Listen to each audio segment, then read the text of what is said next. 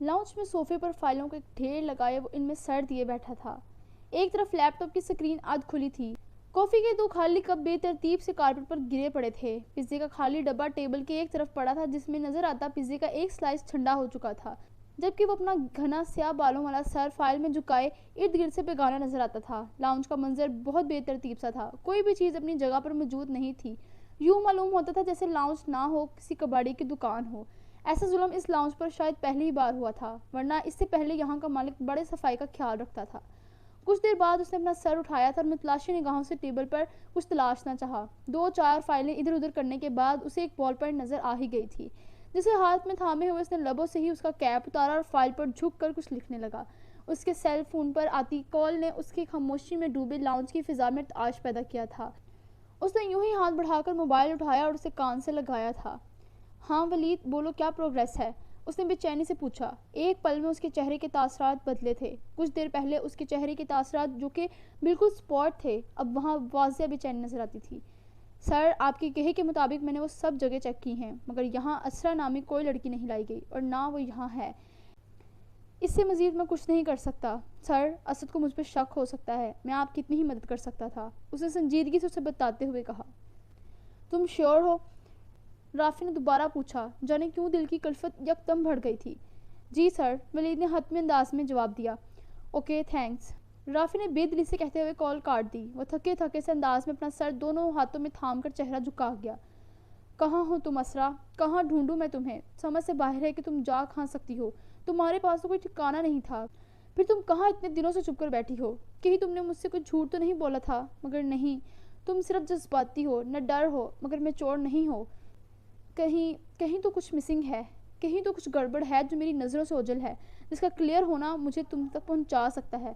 राफिया ने अपना लैपटॉप की आध खुली स्क्रीन को पूरा खोलकर स्क्रीन पर नजर आती वीडियो में गेट से बाहर निकलती इस लड़की से कहा था, जिसने इस पर एतबार नहीं किया था।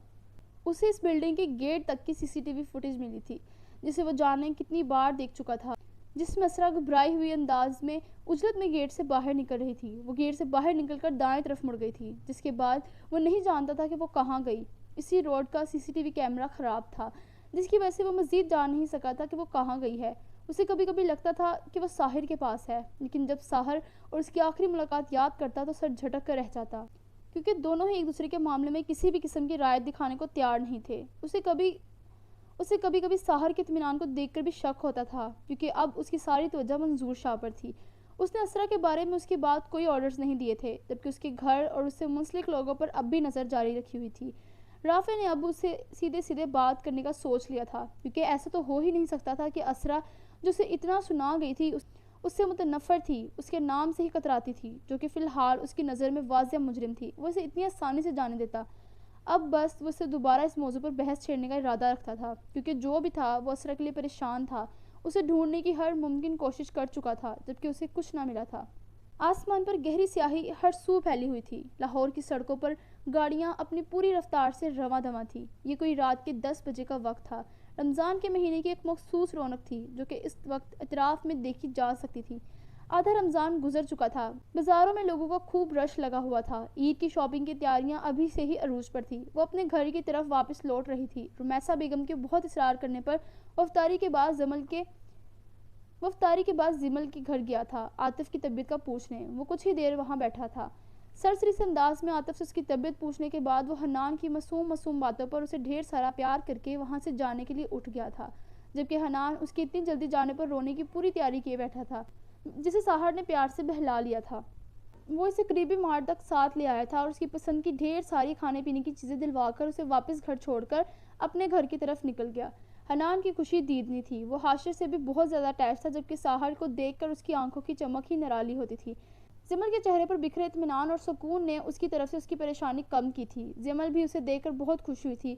उसकी खुशी उसके चेहरे से वाज़ेह नजर आती थी। उसे मुस्कुराता देख साहर का दिल उसकी तरफ से हल्का फुल्का सा हो गया था। वो मेन बाजार के सामने से गाड़ी नॉर्मल स्पीड से गुजार रहा था, जब वहाँ किसी शनासा चेहरे का गुमान होते हुए एक पल को वो रुका था और गाड़ी की स्पीड स्लो करते हुए उसने गाड़ी वापस रिवर्स की थी। सड़क के किनारे एक तरफ वो परेशान सी सूरत लिए खड़ी थी और मुसलसल नजरें मोबाइल पर जमाए तेजी से उंगलियां इस पर चला रही थी। नीली जीन्स पर मैरून कुर्ता पहने, गले में लापरवाही से ऑफ वाइट स्टॉलर को लपेटे, کھلے اسٹریٹ بالوں کے آخر میں 2 کرل ڈالے، چہرے پر لائٹ سا میک اپ کیے وہ بلا شبہ پیاری لگ رہی تھی۔ ارد گرد سے گزرتے لوگوں کو اپنی طرف متوجہ کر رہی تھی۔ اس کے پاس سے گزرنے والے بہت غور سے اس کا جائزہ لیتے اور آگے بڑھ جاتے۔ اس کی مخصوص ماڈرن سی ڈریسنگ اسے سب میں نمایاں کرتی تھی۔ اس نے ایک پل کے لیے اس کی ڈریسنگ دیکھی تھی اور پھر خفیف سی نظریں واپس موڑ لی تھی۔ اسے یہاں اس وقت دیکھ کر وہ ایک لمبی سانس خارج کرتا ہوا گاڑی ایک سائڈ پر لگانے لگا۔ السلام علیکم، خیریت؟ آپ اس وقت یہاں ایسے کیوں کھڑی ہیں؟ اس کے قریب آ کر وہ سنجیدگی سے گویا ہوا، جبکہ نظریں اس کی گاڑی پر تھی جس کا دروازہ آدھ کھلا تھا۔ گاڑی کا بونٹ بھی کھلا ہوا تھا۔ اپنے پیچھے جانی پہچانی سی آواز سنتے ہوئے ہیرا آنکھوں میں شناسائی کی رمق لیے پلٹی تھی۔ اپنے سامنے اسے دیکھ کر ہیرا کو لگا جیسے یہ کوئی خواب ہو، وہ اس وقت یہاں ایسے اس کے سامنے۔ کتنا خوبصورت اتفاق تھا، ہیرا سوچ کر مسکرا بھی نہ سکی کیونکہ حیرت اس کے ہر تاثر پر حاوی تھی۔ بلیک جین پر سکائی بلو کلر کی شرٹ میں ملبوس، بالوں کو سلیقے سے ایک جانب سیٹ کیے وہ ہمیشہ کی طرح ہینڈسم لگ رہا تھا۔ دوسرا اس کا سپاٹ اور سنجیدہ سا انداز اس کی شخصیت کو مزید پرکشش بنا دیتا تھا۔ ہیرا بغیر آنکھیں چپکائے ہلکا سا منہ کھولے اسے اپنی ابھی تک بے یقین سی دیکھ رہی تھی۔ وہ تو جیسے پلٹ کر اسے اپنے سامنے دیکھ کر فریز ہو گئی تھی۔ ساحر اسے یوں ہونکوں کی طرح خود کو تکتا پا کر ایک پل کو خود کو کوس کر رہ گیا جو اسے یہاں دیکھ کر خود یہاں چلا آیا۔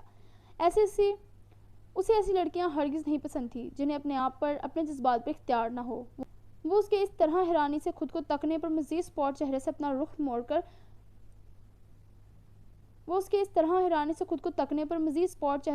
پورا رخ اس کی طرف کر کے اس سے مخاطب ہوا تھا۔ واپس آ جائیں ہیرا، میں یہی موجود ہوں، ساحر نے گاڑی کا بونٹ ہلکا سا بجاتے ہوئے سپاٹ چہرے سے کہا۔ مقصد اسے ہوش و حواس میں لانا ہی تھا جو اس پر نظریں جمائے جانے کہاں گم ہو گئی تھی۔ ہیرا اس کی گاڑی کا بونٹ بجانے اور سپاٹ چہرے سے مخاطب ہونے پر واپس حال میں لوٹی تھی اور اپنی بے خودی پر ایک پل کو گڑبڑا گئی، جبکہ شرمندگی سے سر خود بخود جھک گیا تھا۔ پتہ نہیں اسے اپنے سامنے دیکھ کر وہ کیوں بے خود ہو جاتی تھی۔ سوری، وہ میں آپ کو یہاں ایکسپیکٹ نہیں کر رہی تھی، ہیرا نے کچھ شرمندگی سے اسے دیکھتے ہوئے کہا جو کہ اس کے علاوہ ارد گرد سب جگہ ہی دیکھ رہا تھا۔ آپ یہاں کیوں کھڑی ہیں؟ گاڑی کے ساتھ کوئی مسئلہ؟ اس نے اس کی بات کو نظر انداز کرتے ہوئے گاڑی کی جانب دیکھتے ہوئے پوچھا۔ وہ میں افطاری کی بعد شاپنگ کرنے آئی تھی، اب واپس گھر جا رہی تھی مگر یہ گاڑی اچانک بند ہو گئی، سٹارٹ ہی نہیں ہو رہی، میکینک کو کال کر رہی ہوں لیکن وہ اٹھا نہیں رہا۔ ہیرا نے پریشانی سے اسے دیکھ کر ساری بات بتاتے ہوئے کہا۔ وہ اس کی بات سن کر سر ہلاتا ہوا گاڑی کی جانب آیا تھا اور اس کا کھلا ہوا بونٹ مزید کھولتے ہوئے اسے دیکھنے لگا۔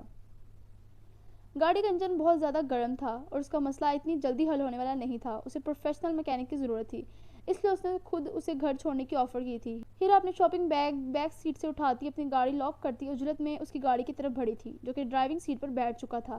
ہیرا کے چہرے کی خوشی دیدنی تھی، جانے انجانے میں قسمت کے اس اتفاق نے اس کے چہرے پر ایک انجانی سی خوشی بکھیر دی تھی۔ وہ اس کے ساتھ گاڑی کی فرنٹ سیٹ پر بیٹھی تھی جیسے وہ چاہتی تھی۔ یہ احساس اس کے لیے بہت خوبصورت تھا۔ ساحر خاموشی سے ڈرائیو کر رہا تھا، اسے گاڑی واپس موڑنی تھی کیونکہ اس کا گھر ہیرا کے گھر سے ٹوٹلی مخالف سمت پر تھا۔ آپ کو کوئی ضروری کام تو نہیں تھا؟ کہیں میری وجہ سے آپ ڈسٹرب تو نہیں ہوئے؟ ہیرا نے اسے ہنوز سپاٹ چہرے سے ڈرائیو کرتے دیکھا تو ہمت کر کے پوچھ ہی لیا۔ گاڑی میں ایک عجیب سی خاموشی تھی، اسے اس خاموشی سے گھبراہٹ ہونے لگی تو اس نے بات چیت کا سلسلہ شروع کیا۔ نہیں، اس نے مور مڑتے ہوئے مختصر سا جواب دیا۔ ہیرا اسے دیکھ کر رہ گئی۔ اتنی بے اتنائی؟ آپ بس اتنا ہی بولتے ہیں؟ مطلب کیا اتنا آسان ہوتا ہے کسی کو اس کے جذبات سمیت اگنور کرنا؟ ہیرا نے اس کی روکھی سوکھی طبیعت پر بغور اس کے وجیح چہرے کو دیکھتے ہوئے پوچھا جبکہ لہجہ شکوہ کنا تھا۔ میری نیچر ہی ایسی ہے، مجھے لمبی لمبی باتیں کرنے کی عادت نہیں، ساحر نے شانے چکاتے ہوئے عام سے لہجے میں کہا۔ اس کا بس چلتا تو یہ 20 منٹ کا راستہ 5 منٹ میں ختم کر کے اس کے گھر پہنچا دیتا۔ سڑکوں پر رش ہونے کے باوجود وہ تیز رفتاری سے گاڑی چلا رہا تھا۔ اسے ہیرا کی آنکھوں میں نظر آتی اپنے لیے چاہت سے جانے کیوں گھبراہٹ ہوتی تھی۔ وہ ہمیشہ ریزرو سا رہا تھا۔ اس کے لیے کسی لڑکی کا خود سے یوں باتوں ہی باتوں میں اظہار محبت کرنا یا اس کی ذات میں اتنی دلچسپی لینا جانے کیوں اسے کبھی پسند نہیں رہا تھا، وہ بس اس کی عزت کرتا تھا۔ اوہ، مجھے لگا شاید آپ کو میرا بولنا نہیں پسند، ہیرا نے اس بات میں سر ہلاتے ہوئے جیسے خود کو تسلی دی تھی۔ ساحر نے اس کی بات کو کوئی رسپانس نہیں دیا تھا، وہ ڈرائیونگ میں یوں مگن تھا جیسے اس نے اس کی بڑبڑاہٹ سنی ہی نہ ہو۔ گاڑی میں پھر سے خاموشی چھا گئی تھی۔ ہیرا لب کاٹتے ہوئے اسے دیکھنے لگی۔ کیا ہو جاتا اگر وہ بھی اس سے محبت کرتا ہوتا؟ اسے دیکھ کر یوں ہی دیوانہ وار تکتا، وہ جیسے اسے خود سے لا تعلق بنے دیکھ کر اپنی قسمت سے شکوہ کر کے رہ گئی تھی۔ یہ دنیا ہے، یہاں ساری خواہشیں کہاں پوری ہوتی ہیں، یہاں کچھ چیزوں کو پانے کے لیے محنت کرنی پڑتی ہے اور کچھ کے لیے صبر۔ آپ کی جاب کسی جا رہی ہے؟ وہ ہاسٹل والا کیس سولو ہو گیا؟ کیا وہ لڑکی پکڑی گئی؟ کچھ دیر بعد ہیرا کی پرجوش سی آواز گاڑی میں گونجی تھی۔ اس نے بڑی دلچسپی سے پوچھا تھا، دل اس شخص سے باتیں کرنے کے لیے بہانے تلاش کر رہا تھا، اس لیے وہ اپنے لہجے میں دلچسپی پیدا کیے سے اس بارے میں پوچھنے لگی۔ اسی کی خاموشی کھل رہی تھی۔ اس کی بات سے ڈرائیونگ کرتے سہار نے گردن موڑ کر اسے دیکھا تھا، جیسے اس کی اس بات کا اصل مقصد جاننا چاہا ہو، مگر اسے پوری طرح اپنی طرف متوجہ دیکھ کر وہ رخ موڑ گیا۔ نہیں، ابھی وہ کیس آن گوئنگ ہے، سہار نے دوبارہ سامنے دیکھتے ہوئے عام سے لہجے میں کہا۔ بیسٹ آف لک۔ ویسے آپ کو پتہ ہے مجھے ہاسٹل میں رہ کر پڑھنے کا بہت شوق تھا، لیکن ماما اور پاپا نے کبھی پرمیشن نہیں دی۔ ان کے نزدیک ہاسٹل کا ماحول اچھا نہیں ہوتا، وہاں کی لڑکیاں بہت ہوشیار اور تیز ہوتی ہیں۔ اس بات کی مجھے اس وقت تو اتنی سمجھ نہیں تھی، مگر جب یہ ہاسٹل والی لڑکی کا کارنامہ دیکھا تو میں نے شکر ہی ادا کیا کہ میں ایسے ماحول سے بچ گئی۔ پتہ نہیں کیسی لڑکیاں ہوتی ہیں جنہیں نہ اپنے پیرنٹس کی عزت کا خیال ہوتا ہے اور نہ ہی اپنے اداروں کی ریپوٹیشن کا۔ ہیرا نے رونے تو برتری سے سر جھٹک کر کہا۔ اس کے انداز میں اپنے لیے برتری واضح تھی۔ ڈرائیونگ کرتا سہار اس کی اس خیالات سن کر لب بھنج کر رہ گیا۔ اسٹیئرنگ پر جمے اس کے ہاتھوں کی گرفت جانے کیوں خود بخود سخت ہوئی تھی۔ کل کو اگر آپ کو یہ نیوز سننے کو ملتی ہے کہ میں نے مرڈر کیا ہے کسی سے ذاتی دشمنی کی بنا پر، اس کا قتل کر دیا ہے، تو کیا آپ یقین کر لیں گے اس بات پر؟ سہار نے اس پر ایک سنجیدگی سے بھرپور نظر ڈالتے ہوئے استفہامیہ لہجے میں پوچھا۔ اس کی بات غور سے سنتی ہیرا کا ایک پل کو اس کی بات پر حلق خشک ہوا تھا۔ اس کا انداز ہی ایسا تھا، ہیرا مشکل سانس لے سکی، وہ ایسا سوچ بھی نہیں سکتی تھی۔ آپ تو محافظ ہیں، وہ کچھ لمحوں کے توقف کے بعد بہت سنبھل کر بولی تھی۔ یہ میری بات کا جواب نہیں، آپ یقین کرتی یا نہیں؟ سہار نے اس کی بات پر دوبارہ اپنا سوال دہرایا۔ کبھی نہیں، میں آپ کو جانتی ہوں، آپ ایسا گناہ کبھی نہیں کر سکتے۔ ہیرا نے لمحوں میں بغیر جھجکے جھٹ سے جواب دیا۔ وہ اسے کئی سالوں سے اپنے پاپا کے ساتھ دیکھتی آ رہی تھی۔ اس کی کامیابی کے قصے آئے دن ٹی وی نیوز چینل پر دکھائے جاتے تھے۔ وہ اس شخص کے بارے میں شاید صاف ثبوت ہوتے ہوئے بھی اس سے متعلق کبھی ایسی بات پر یقین نہ کرتی۔ اس کی بات سے سہار نے اس بات میں سر ہلایا اور پھر کچھ لمحوں بعد گویا ہوا۔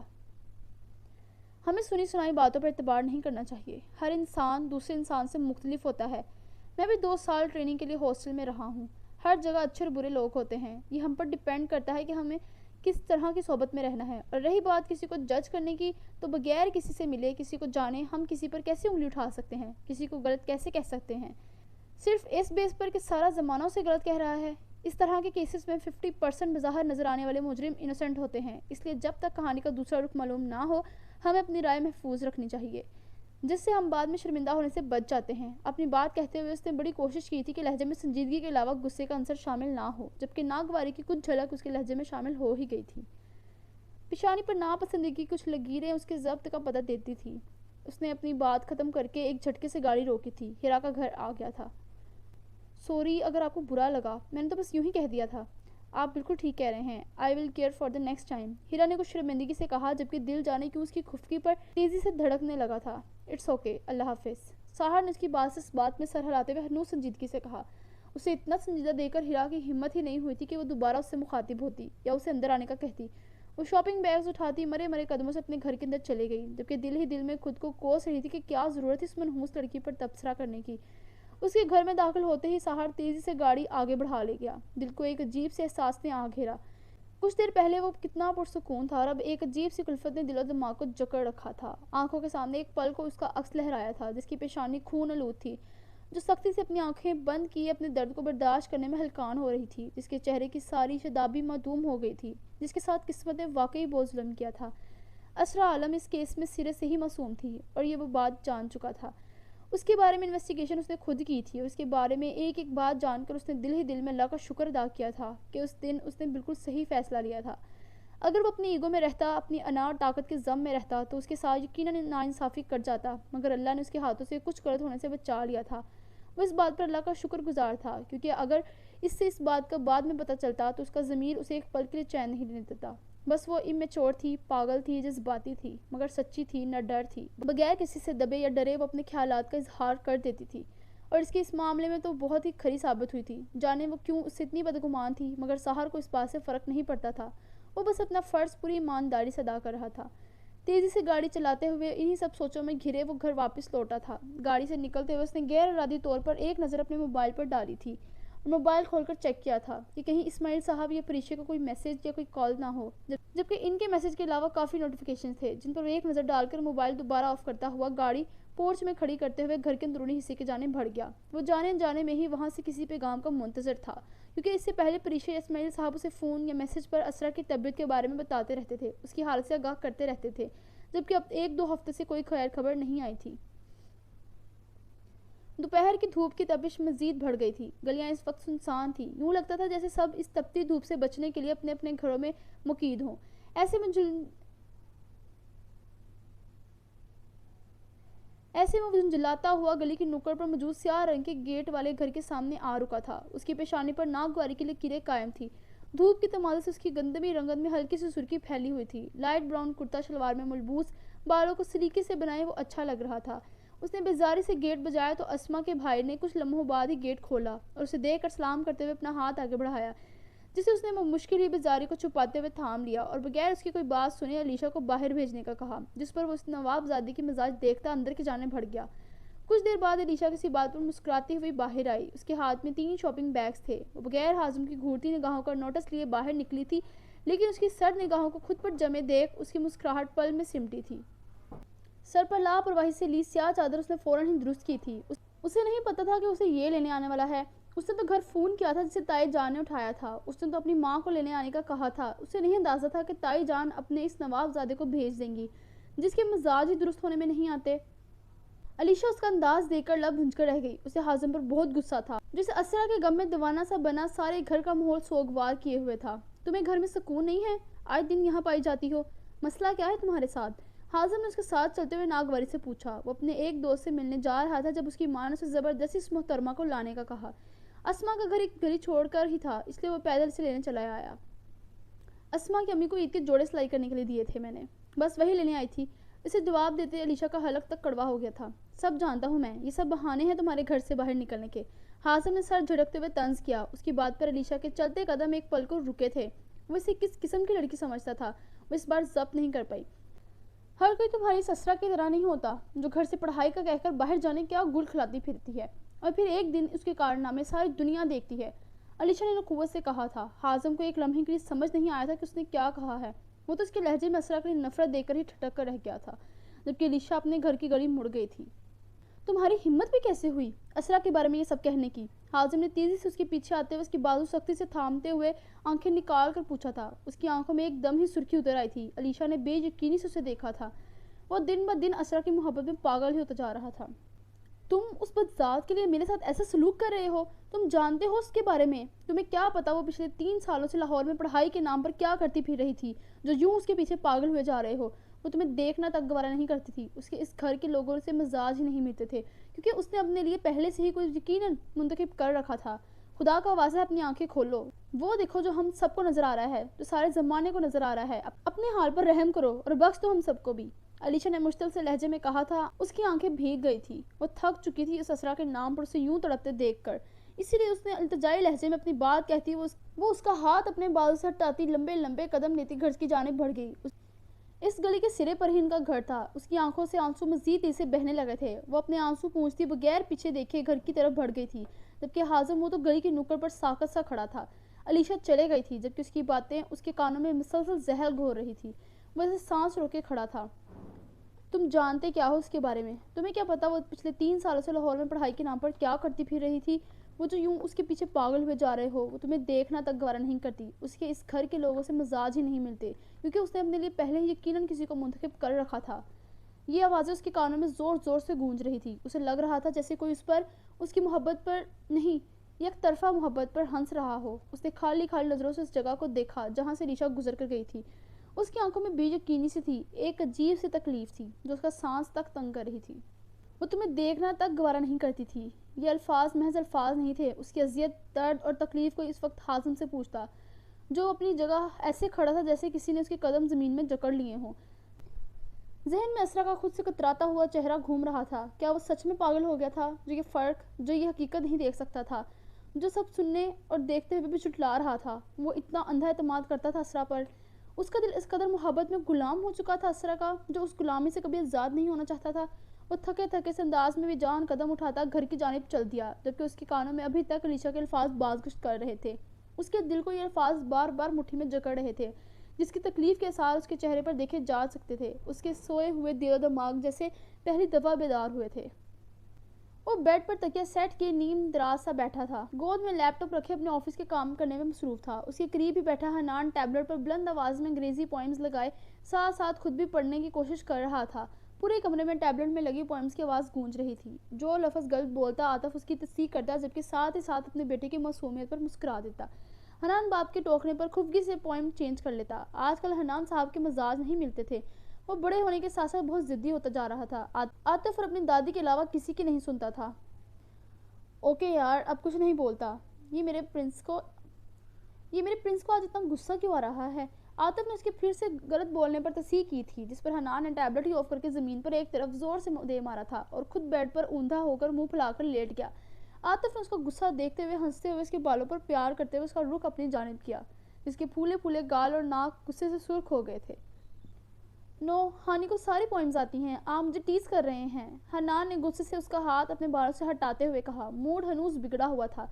आतिफ उसके नखरे और गुस्सा देखते हुए मुस्कुरा दिया। वो उसे कुछ देर यूं ही मनाने की कोशिश करता रहा, मगर वो तो गुस्से में बाप से भी शायद 2 हाथ आगे का था। हर बार उसका हाथ झटक देता और अपना गुस्से से चेहरा तकिए में छुपा लेता। मेरी टांग। अचानक ही आतिफ ने दर्द से कराहते हुए अपनी टांग पर लगी चोट पर हाथ रखा था। उसकी आवाज़ सुनने की देर थी। हनान बिजली किसी तेजी से सीधा हुआ था और लपक कर उसकी तरफ बढ़ा था। उसके चेहरे पर परेशानी और मुतफक्री वाजिया थी।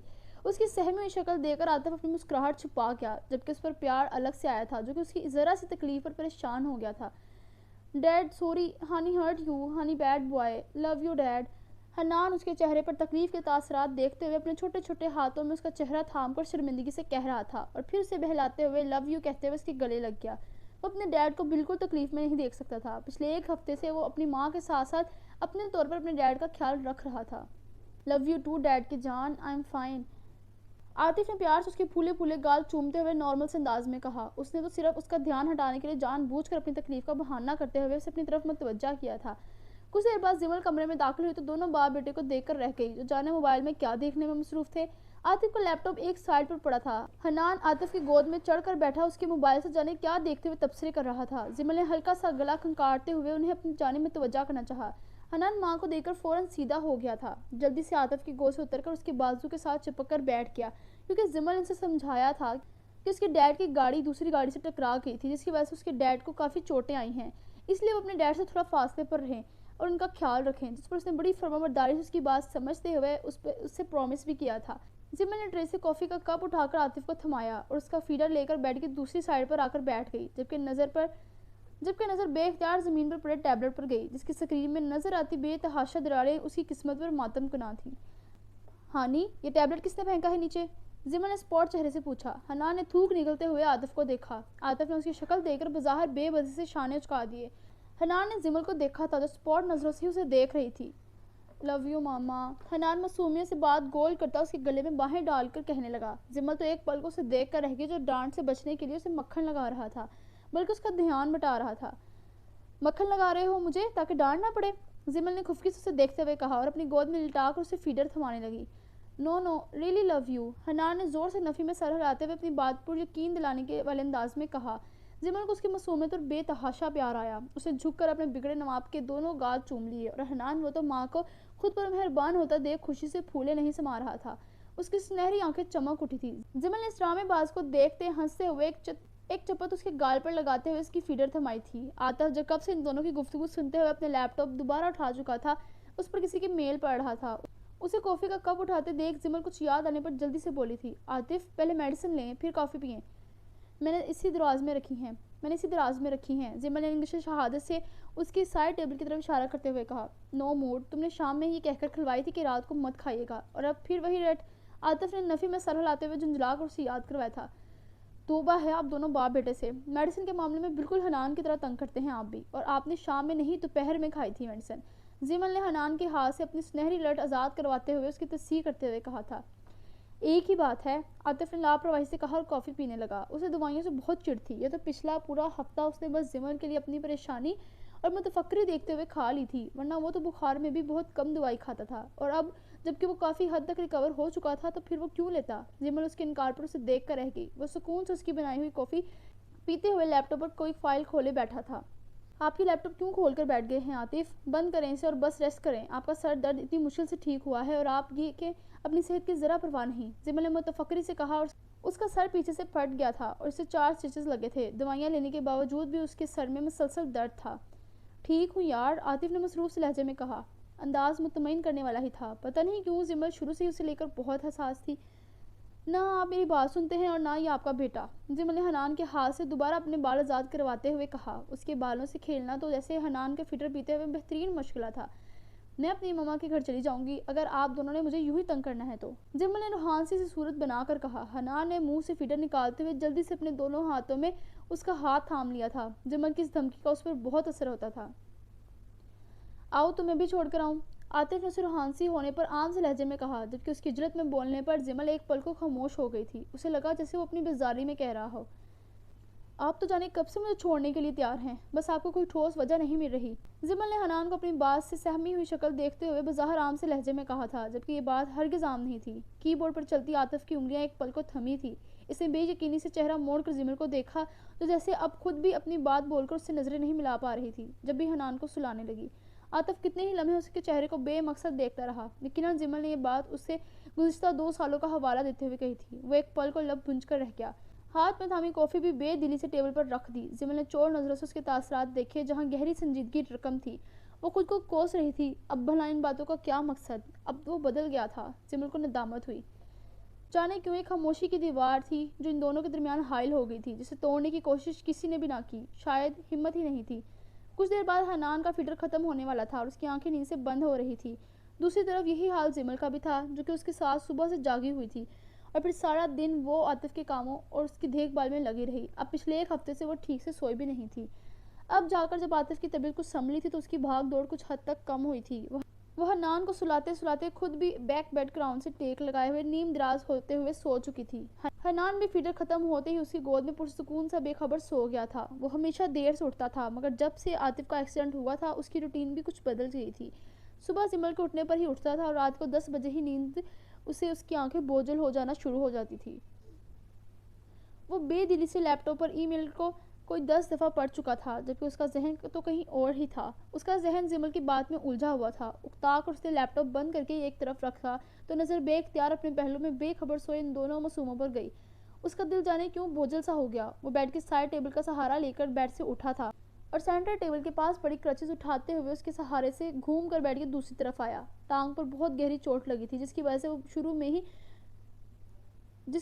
شروع میں تو بغیر کسی سہارے کے چل بھی نہیں سکتا تھا، جبکہ اب وہ کرچز کے سہارے آسانی سے خود چل سکتا تھا۔ اس نے زمل کی طرف آ کر اس کے پاس سے تکیہ درست کرتے ہوئے اس کی گود سے حنان کو بازو سے اٹھا کر لٹایا تھا اور پھر زمل کے پیچھے پڑا تکیہ درست کرتے ہوئے اسے بھی شانے سے تھام کر حنان کے پاس ہی لٹا دیا۔ زمل شاید بہت تھک چکی تھی، اس لیے اس کے ہاتھ لگانے سے بھی ذرا سی بھی جنبش نہیں ہوئی تھی اور وہ اسی سکون سے سوتی رہی۔ کمرے میں اے سی کی کھنکی سے خوب ٹھنڈک تھی۔ وہ ان دونوں پر کمفرٹر درست کرتا کچھ دیر تو کھڑا خالی نظروں سے انہیں سکون سے سوتا دیکھتا رہا، پھر کمرے سے باہر نکل گیا۔ لان میں اس وقت گہری خاموشی تھی۔ آسمان پر آج چاند اور ستارے واضح نظر آ رہے تھے۔ آج مطلع صاف تھا۔ وہ اپنے پیروں پر پہنے سلیپرز ایک طرف اتارتا ہوا ننگے پاؤں گھاس پر چلنے لگا۔ دل کی کلفت جانے کیوں حد سے سما تھی۔ زمل کے بعد اس کا لہجہ جیسے اندر ہی اندر اس کے ضمیر کو کچھ کولے لگا رہا تھا۔ وہ جیسے اپنی ذات کا احتساب کر رہا تھا۔ اس 1 ہفتے میں زمل نے اسے بہت ہمت سے سنبھالا تھا۔ اس کے کام کرتے ہوئے اس کے ماتھے پر ایک بار بھی ہلکی سی بھی شکن نہیں ابھری تھی۔ وہ سارا دن کسی دیوانی کی طرح اس کے آگے پیچھے گھومتی رہتی۔ گھر میں مہمانوں کا آنا جانا، عاطف کی دیکھ بھال، اس کے کھانے اور میڈیسن کا خیال رکھنا اور ان سب میں حنان کی بے جا اور بے وقت فرمائشوں کا پورا کرنا۔ وہ بس اسے دیکھ کر رہ جاتا جو وہ بہت خوش اسلوبی سے اپنی ذمہ داریاں نبھا رہی تھی۔ وہ ایک پرفیکٹ بیوی تھی۔ عاطف کے دل میں موجود محبت، وہ محبت جو بھٹک گئی تھی، جیسے اسے واپس دوبارہ اپنی منزل ملنے لگی ہو۔ اس 1 ہفتے میں ایک عجیب سی انسیت تھی جو اسے زمل سے محسوس ہونے لگی تھی۔ وہ اس کا احساس کرنے لگا تھا، اس کی فکر ہونے لگی تھی، اس کی ذات میں اس کا دل پھر سے دلچسپی لینے لگا تھا۔ جب سے اس کا غرور ٹوٹنا شروع ہوا تھا وہ جیسے اندر سے کھوکھلا ہو رہا تھا، کیونکہ زمین پر اکڑ کر چلنے والوں کے لیے جھکنا اتنا آسان نہیں ہوتا۔ اپنی دولت کے ضبط اس کے نشے سے نکلنا آسان نہیں ہوتا، مگر اللہ جسے نواز دے اور جس سے چاہے چھین لے، یہ سب تو اس کے ہاتھ میں ہے۔ وہ چاہے تو اندھیرے اور گمراہی کے راستوں پر چلنے والوں کو روشنی بخش دے، ہدایت بخش دے، پھر چاہے یہ مہربانی وہ اپنے بندے کو کسی آزمائش میں ڈال کر کرے یا یوں ہی عطا کر دے، وہ سب اس کی مرضی۔ گناہ کے بعد اس پر شرمندہ ہونا، معافی کا طالب ہونا ہمیں خدا کے عطاب سے بچا لیتا ہے۔ کچھ ندامتیں بہت خوبصورت ہوتی ہیں جو ہمیں ہمیشہ کے لیے اندھیرے سے نکال کر روشنی کی طرف لے جاتی ہیں، ہمیں اپنے رب کے پاس لے جاتی ہیں جو کہ صراط مستقیم کا راستہ ہے۔ تپتی دھوپ کی تپش نے ہر کسی کو پسینے میں شرابور کر دیا تھا۔ آج کا روزہ شدید سخت تھا۔ بجلی پچھلے 1 گھنٹے سے بند تھی، یہاں ہر 2 گھنٹے بعد بجلی چلی جاتی تھی۔ ان تنگ و تاریک گلیوں میں رہنے والوں کا گویا گرمی سے برا حال تھا۔ بچوں نے تو کرکٹ کو اپنی مصروفیت بنا کر خود کو مصروف کر لیا تھا۔ بچے اپنی دھن میں مگن، بغیر دھوپ کا اصلیت چھاؤں میں کھیلنے میں مصروف تھے۔ محلے کی عورتیں اپنے اپنے دروازوں میں کھڑی مہنگائی اور سیاسی بحث پر مصروف تھی۔ یہاں ایک الگ ہی دنیا آباد تھی۔ وہ جیسے ہی اس گلی میں داخل ہوا تو گویا ایک سحر انگیز احساس ہر سو بکھر گیا۔ اس کے کپڑوں سے اٹھتی مہنگی کولون کی خوشبو سے ہر کسی کو اپنی طرف دیکھنے پر مجبور کر دیا۔ دروازوں میں کھڑی عورتوں نے منہ پر اپنے دوپٹے کا پلو رکھتے ہوئے چمکتی آنکھوں سے اس خوبرو نوجوان کو دیکھا تھا، جو ان سب کی نظروں سے بے نیاز نظریں جھکائے ہی ان سب کے درمیان سے گزر کر اسماعیل صاحب کے گھر کے سامنے آ رکا تھا۔ سیاہ جینس پر وائٹ ہاف سلیوز والی ٹی شرٹ پہنے، پاؤں میں سیاہ جوگرز پہنے، سنہری بالوں کو سلیقے سے جیل کے مدد سے سیٹ کیے، آنکھوں پر چورس فریم کے گولز لگائے، وہ جاذب نظر لگ رہا تھا۔ اسے عام سی ڈریسنگ میں بھی اس کی ہینڈسمنیس دیکھنے والوں کو کسی مقناطیسی طاقت سے اپنی طرف متوجہ کر رہی تھی۔ دوسرا، اس کے چہرے پر رقم بلا کی سنجیدگی نے جیسے اس کی شخصیت کو 4 چاند لگا دیے تھے۔ اس کے ہاتھ میں 2-3 فائلز تھی۔ وہ اپنی پشت پر ان سب کی نظریں محسوس کر سکتا تھا، مگر بے نیازی ہمیشہ کی طرح عروج پر تھی۔ دروازہ کھل چکا تھا۔ وہ رسمی مسکراہٹ چہرے پر سجائے اندر داخل ہو گیا۔ بانو باجی، یہ شہزادہ کون تھا؟ اپنے دروازے میں کھڑی ایک عورت نے آنکھوں میں چمک لیے اپنے سامنے والے دروازے میں کھڑی عورت سے پوچھا۔ وہ یہاں سے گزر کر گیا تھا تو گویا ان سب کو اپنے سحر میں الجھا کر گیا تھا، جو ابھی تک اسماعیل صاحب کے بند دروازے کو دیکھ رہی تھیں۔ آنکھوں کا تاثر ایسا تھا جیسے پلٹنے سے انکاری ہو۔ ماسٹر صاحب کا منہ بولا بیٹا ہے، ان لوگوں کو پچھلے 3 سالوں سے یہی تو سنبھال رہا ہے، جب بھی تو اتنی مہنگائی میں بھی یہ لوگ اچھے کھاتے پیتے ہیں، سنا ہے بڑا امیر ہے، گاڑی میں آتا ہے ہمیشہ۔ پپو کے ابا بتا رہے تھے کہ پکی سڑک پر کھڑی ہوتی ہے اس کی سیاہ رنگ کی بڑی سی چمچماتی گاڑی۔ بانو، جو کہ ایک بچے کی ماں تھی، اس نے بڑے متاثر کن انداز میں اپنے سامنے کھڑی عورت کو بتایا، جو کہ اس گھر میں نیک رائے دار کے طور پر آئے تھے۔ ہائے، مر جانا کنا سونا ہے، وہاں موجود ایک لڑکی نے حسرت بھری نگاہوں سے اسے سوچتے ہوئے کہا، جس پر اس کے پاس ہی کھڑی اس کی ماں نے اسے گھورا تھا اور وہ سٹ پٹا کر گھر کے اندرونی حصے کی طرف بھاگ گئی۔ ویسے اس کے ٹھاٹ باٹ، قد کاٹ اور انداز دیکھ کر تو لگتا تھا جیسے کہیں کا تھانے دار ہو، اور وہ بھی بڑے والا آفیسر۔ اس کی ماں نے بانو کو دیکھتے ہوئے اپنی رائے کا اظہار کیا۔ ہاں، لگتا تو مجھے بھی کچھ ایسا ہی ہے، تم جانتی تو ہو اس دردانہ کو اندر کی بات کہاں بتاتی ہے، بانو نے پھوپھو کا ذکر کرتے ہوئے کلس کر کہا، جس پر وہ بھی اتفاق کرتے ہوئے سر ہلا کر رہ گئی، اور پھر وہ دوبارہ سے ان کے گھر کے بارے میں چمگوئیاں کرنا شروع ہو چکی تھی۔ بجلی کے آتے ہی وہ لوگ ایک دوسرے کو پھر ملنے کا کہہ کر اپنے اپنے گھروں میں گھس گئیں۔ اسے اسماعیل صاحب لاؤنج میں بیٹھے ہوئے نظر آ گئے تھے اور انہیں سلام کرتا ہوا ان کے پاس ہی بیٹھ گیا۔ گھر میں آج واضح خاموشی تھی۔ کنیز بیگم نے دروازہ کھولا تھا، جس کے بعد وہ اسے بیٹھنے کا کہہ کر کمرے میں چلی گئی۔ اس کے گھر میں داخل ہونے کے 5 منٹ بعد ہی بجلی آ گئی تھی۔ اسماعیل صاحب اس کی غیر متوقع آمد پر بہت خوش ہوئے تھے۔ اسے ان سے 2-3 فائلز پر سائن کروانے تھے۔ ذاکر کے کیس کی کورٹ میں سماعت تھی، جس پر اسے پورا اعتبار تھا کہ وہ لوگ بہت جلد اپنے انجام کو پہنچنے والے ہیں۔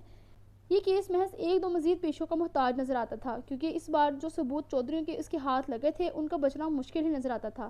عید کے 1 ہفتے بعد عدالت میں اس کیس کی سماعت ہونی تھی۔ وہ اسماعیل صاحب سے سائن کروانے کے بعد انہیں اس بار کامیابی کی مزید تفصیلات بتانے لگا۔ انشاءاللہ آپ بے فکر رہیں، بہت جلد آپ اپنے گھر میں ہوں گے اور آپ کے بیٹے کے قاتل مستقل جیل میں۔ سحر کا انداز مضبوط تھا، جس پر اسماعیل صاحب نے آمین کہتے ہوئے پیار سے اس کا شانہ تھپتھپایا تھا۔ وہ خود تو کچھ کر ہی نہیں سکتے تھے۔ ساحر ہی تب سے سب کورٹ کچہریوں کے چکر کاٹ کر اس مقدمے کو کسی صورت ڈاؤن نہیں ہونے دے رہا تھا، اور اب بس ذاکر کے قاتل اپنے انجام کو پہنچنے والے تھے۔ پورے گھر میں آج گہری خاموشی تھی۔ وہ پوچھے بغیر نہ رہ سکا، یہ آج گھر میں اتنی خاموشی کیوں ہے؟ پھوپھو اور پریچے کی کہیں پھر سے لڑائی تو نہیں ہوگی؟ ساحر نے ہلکے پھلکے سے لہجے میں ان کی عادت سے محظوظ ہوتے ہوئے پوچھا۔ اسماعیل صاحب اس کی بات پر مسکرا دیے۔ نہیں، آج تو کوئی لڑائی نہیں ہوئی، پریچے اور آپا مارکیٹ گئی ہیں، اگلے ہفتے پریچے کے سسرال والے آ رہے ہیں اسے عید دینے، تو بس وہ بھی نبیل کے لیے شاپنگ کرنے گئی ہے، اسماعیل صاحب نے عام سے لہجے میں اسے بتایا، جس پر وہ سر ہلا کر رہ گیا۔ آج اسے اسرا سے کوئی کام نہیں تھا، اسے جلدی تھی، اسے واپس جانا تھا، لیکن وہ پھر بھی بیٹھا اسماعیل صاحب سے گفتگو کر رہا تھا۔ شاید وہ کسی کا منتظر تھا، شاید وہ بغیر اسے دیکھے جہاں سے جانا نہیں چاہتا تھا۔ اس کی قسمت، جو کہ ہمیشہ سے ہی اس پر مہربان رہی تھی، وہ جو چاہتا تھا وہ پا لیتا تھا، اللہ اسے اس سے نواز دیتا تھا۔ اسے زیادہ انتظار نہیں کرنا پڑا تھا جب وہ ڈرائنگ روم سے جائے نماز طے کر کے باہر نکلتی ہوئی دکھائی دی۔ ہلکے گرے رنگ کی فراک میں ملبوس، جس کے گلے، آستینوں اور گھیرے پر معمولی سی سکن رنگ کی دھاگے کی کڑھائی ہوئی تھی۔ سکن رنگ کے دوپٹے کو ڈھیلا سا سر پر اوڑھے، جس میں اسے گھنگریالے بال لمبی چٹیاں میں مقید واضح نظر آتے تھے۔ چہرے کے تاثرات پر نرمی لیے وہ اپنے دھیان کے کمرے سے باہر نکلی تھی۔ लाउंज में उसे बैठे देख कर वो एक पल को रुक गई थी। सहार उसके देखने से पहले ही अपनी नजरों का जाविया बदल चुका था। असरा एक पल को तो अपनी जगह मुंजमद हुई थी। दिल क्या झट से अपने कमरे में घुस जाए, लेकिन फिर कुछ याद आने पर वो कुछ सोचते हुए लाउंज में आ गई। कॉन्फिडेंस तो उसमें बला का था। पिछले दफा की निस्बत इस बार अंदाज खासा पुरसुकून था। अंकल, आपने नमाज नहीं पढ़नी? असरा ने इस्माइल साहब के पास आते हुए अपनी जानिब मुतवज्जा करते हुए पूछा, जबकि साहर को उसने मुकम्मल इग्नोर किया था, यूं जैसे उसे पहचानती ही ना हो। इस्माइल साहब जो साहर के किसी बात का जवाब दे रहे थे, अपने अकब से आती उसकी आवाज़ सुनकर उसकी जानिब मुतवज्जा हुए। साथ ही लाउंज में दीवार गिर घड़ी पर नजर डाली जहाँ 2 बज रहे थे। बिजली जाने की वजह से उनकी जोहर की नमाज यूं ही लेट हो जाती थी। हाँ बेटा, तुम बैठो यहाँ, मैं भी नमाज पढ़ कर आया। असरा को यहाँ बैठने का कहकर वह साहर को इंतजार करने का कहकर अपनी व्हील चेयर धकेलते अपने कमरे की जानिब बढ़ गए। साहर ने अपनी सुनहरी आंखों में संजीदगी लिए उसे देखा, जो कि गर्दन मोड़कर इस्माइल साहब को जाता हुआ ही देख रही थी। वो उसे आज कुछ बदली बदली लगी। माथे पर लगी चोट का निशान बहुत हद तक मुंदमिल हो चुका था। उसकी रंगत पहले की तरह चमक रही थी, चेहरे की शदाबी जैसे लौट आई थी। उसके गर्दन मोड़ने से एक लंबी घुंघराली लट उसके चेहरे पर आगे की तरफ झूलने लगी थी, जिसे असरा ने बेजारी से कान के पीछे अड़सा और उसकी जानिब पलटकर देखा, जो कब से यूं ही बैठा उसका जायजा लेने में मसरूफ था। असरा को उसकी नजरों से कुफत हुई थी। वह जरा सा गला खंगाल कर सीधी हुई थी। 2-3 सवाल पूछने हैं मुझे आपसे, असरा ने स्पॉट चेहरे से कहा। अंदाज किसी थानेदारनी का सा था। सहर उसके अंदाज पर सीधा होकर बैठा। वो बैठा था और वो उससे फासले पर खड़ी थी। असरा की एक हरकत, उसका अंदाज, उसका लहजा बहुत मुतवज्जा खुनसा था। अगर वो साहर था तो वो जादूगरनी थी। वो इससे नजरें हटाता जैसे वापस अपनी संजीदगी के खोल में कैद हो गया। एसएसपी मैं हूँ। मुजरिम कब से पुलिस वालों से इन्वेस्टिगेशन करने लगे? साहर का अंदाज स्पॉट सा था, लेकिन उसका मुजरिम कहना असरा आलम के चेहरे पर फैला पुरसुकून सा तासर एक लम्हे में ज़ायल कर गया था। मैं मुजरिम नहीं हूँ। किसी अंधे को भी अगर मैं इस तरह एक एक बात बताती तो वो भी यकीन कर लेता, मगर आप तो अंधों से भी गए गुजरे हैं। असरा का अंदाज जब्त किए हुए था। हूँ, ये तो बहुत जल्द पता चल जाएगा। उसके मुंह से अपनी तारीफ सुनकर वो जैसे पहलू बदल कर रह गया। अल्लाह तौबा, इस लड़की की ज़ुबान थी कि एटम बम जो ठा करके किसी का भी सुकून बर्बाद कर दे, किसी के भी इत्मीनान को गारत कर दे। देखिए, मुझे आपसे बहस करने में कोई दिलचस्पी नहीं, सिर्फ चंद सवालों के जवाब दें। असरा का अंदाज मसरूफ कुन था। उसने लहजे में वो मुश्किल सुलह में तासर पैदा करते हुए कहा। दूसरी तरफ उसे देख कर रह गया, जिसके कहने का मतलब साफ साफ यही था कि वो फारग है और उसे उससे बहस करने में दिलचस्पी है। फरमाइए, सुन रहा हूँ, उसने तब कर कहा। ये जो आपने आंटी को पैसे दिए थे मेरे कपड़ों के लिए, इस मेहरबानी की वजह जाननी है मुझे। असरा ने सवालिया निगाहों से पूछा। अंदाज कड़ा था। तुम्हें क्या लगता है वैसे मैं ये मेहरबानी क्यों करूँगा? उसने हनूज संजीदगी से उसके सवाल का जवाब उसी से तलब करना चाहा। मुझे अपना कर्जदार करने के लिए, मुझ पर एहसान करने के लिए और शायद तरस खाते हुए। असरा के लहजे में नागवारी सी थी, जबकि दिल ने फिर से शिद्दत से बेबसी महसूस की थी। उसकी बात से वो एक पल को उसे देख कर रह गया। वो उससे किसी ऐसे ही जवाब की उम्मीद करता था, अपने बारे में उसके नेक ख्यालात से वाकिफ जो था। अगर ऐसा है तो फिर ऐसा ही सही, लेकिन मैंने तुम पर कभी तरस नहीं खाया। अलबत्ता एहसान करने वाली बात काफ़ी हद तक दुरुस्त है। वो वैसे ही जवाब दे रहा था जैसे वो सुनना चाहती थी। अपनी जगह से खड़े होते हुए उसने उसके ख्यालात पर अपने अल्फाज से मुहर सबत की। मुझे किसी का एहसान लेने की आदत नहीं। मेरी इज़्ज़त नफ्स को ये बात गवारा नहीं कि मैं आप जैसे शख्स का एहसान लूँ, इसलिए खुद पर खर्च किया एक एक पैसा मैं आपको वापस करूँगी, असरा ने बावर करवाने वाले अंदाज में कहा।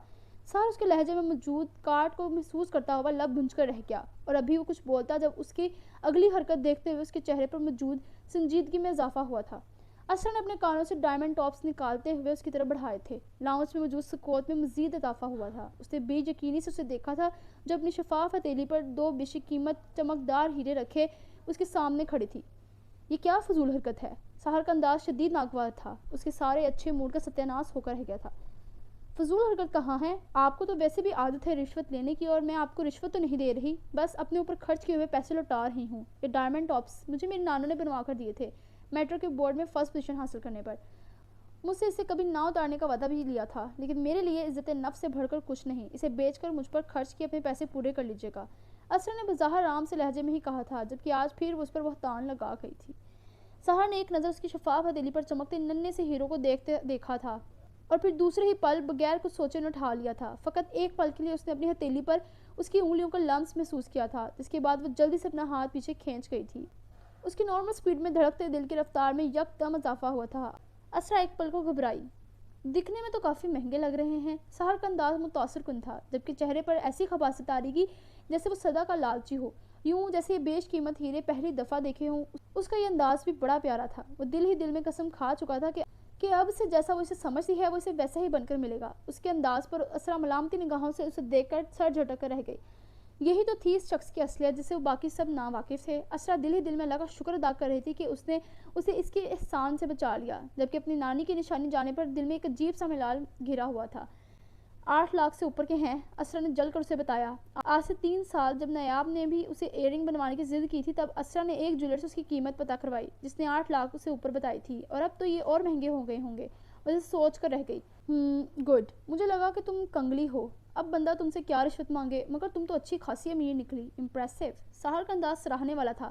اسرا کو جانے کیوں اس کی باتیں برداشت کرنا محال تھا۔ شکل اتنی اچھی تھی اور کرتوت، اس بے ایمان شخص کو دیکھ کر وہ ضبط کے باوجود سرخ ہو گئی۔ ویسے کہیں یہ ایئر رنگز رمشا کو تو نہیں چرائے تم نے؟ چوری کا الزام بھی تو تھا نا تم پر؟ سحر نے یکدم اس کی طرف دیکھ کر رازداری سے پوچھا۔ انداز اسے مزید تپانے والا ہی تھا۔ میں مزید کوئی وضاحت نہیں دوں گی، اس کی بات سے اسرا نے لب بھنج کر کہا، جبکہ اس کی بات سے اس کا دل کیا کوئی چیز اٹھا کر اس انسان کے سر پر مار دے جس پر ایک نیا الزام لگا رہا تھا۔ مذاق کر رہا تھا میں، تم تو سیریس ہی ہو گئی۔ اسے کھا جانے والی نظروں سے خود کو تکتا پا کر وہ ہلکے پھلکے لہجے میں گویا ہوا۔ اسے یہ ایک نیا طریقہ ملا تھا اس کے لیول پر ہی آ کر اسے اس کے سوالوں کے جواب دینے کا، ورنہ تو اس لڑکی کو 10 منٹ برداشت کرنا کسی عام انسان کے بس کی بات نہیں تھی۔